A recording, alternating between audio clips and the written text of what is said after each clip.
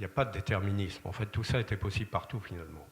Puisque ces pratiques de voisinage, ces pratiques familiales, c'était vraiment la culture sociale européenne, on peut dire, en tout cas jusqu'à la Révolution française, jusqu'à ces dates-là.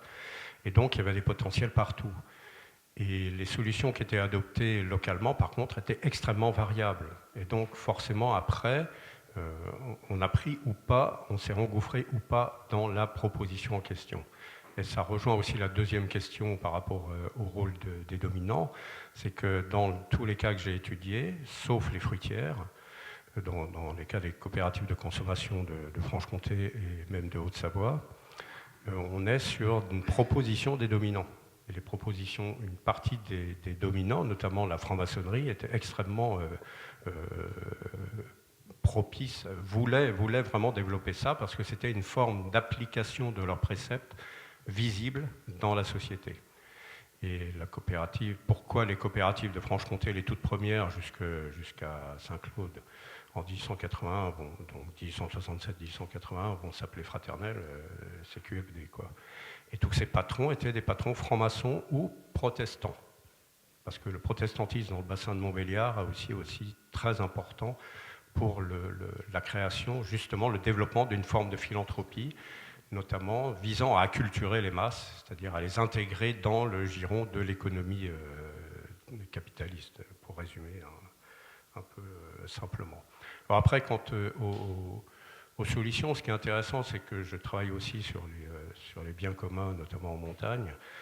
Et là, on peut voir des solutions adoptées de collectifs différentes d'une vallée à l'autre et différentes d'un versant à l'autre de la même vallée.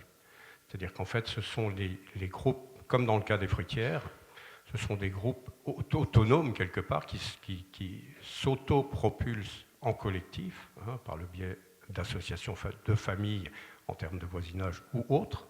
On crée des consortages, on crée des confréries, on crée toutes sortes de choses avec une optique bien précise définie dans la proposition.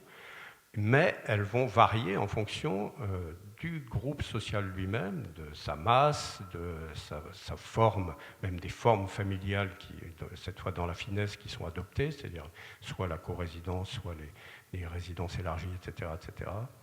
Les relations aussi qui s'établissent avec d'autres communautés au-delà, par le biais des mariages, voilà, des réseaux de parenté, des réseaux d'alliances. Et donc, on va avoir, par exemple, sur une commune actuelle sur laquelle je travaille, qui est Sixte-Fer-à-Cheval, en Haute-Savoie, on a 4 montagnes, comme il disait, c'est-à-dire 4 herbages d'altitude, et il n'y en a pas un qui est géré pareil. Alors qu'on est sur l'espace d'une communauté paroissiale, par contre, très resserrée, et en plus d'un seigneur religieux qui est le même pour tout le monde et qui est centré sur ce site. Donc ce sont des solutions qui sont adoptées, et ça de manière très très ancienne. Par contre, quand les fruitières, c'est-à-dire le système de mettre le lait en commun pour fabriquer un fromage commun va arriver, va être proposé, il va y avoir très très peu de réalisation, parce que ce n'est pas ça la culture. La culture, c'est le fromage, le fromage d'abord, c'est la raison d'être, le travail des laits et du bétail, c'est la raison d'être des femmes dans les groupes, dans les familles et dans les groupes, à tel point que un des alpages a été tenu jusqu'à la fin, donc jusque dans les années 50, par les femmes, uniquement par les femmes. Donc ça veut dire aussi que là, il y a des prérogatives, dans ce cas-là genrées, il y a des prérogatives de certains à l'intérieur des groupes dans une organisation définie.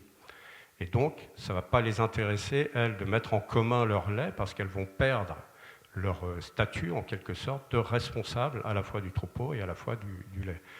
Et notamment parce que les fromagers étaient des hommes.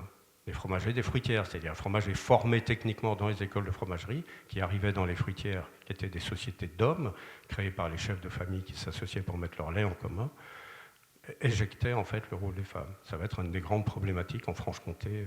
On va voir la mutation dans le courant du 19e siècle. Voilà, je ne sais pas si j'ai répondu, mais...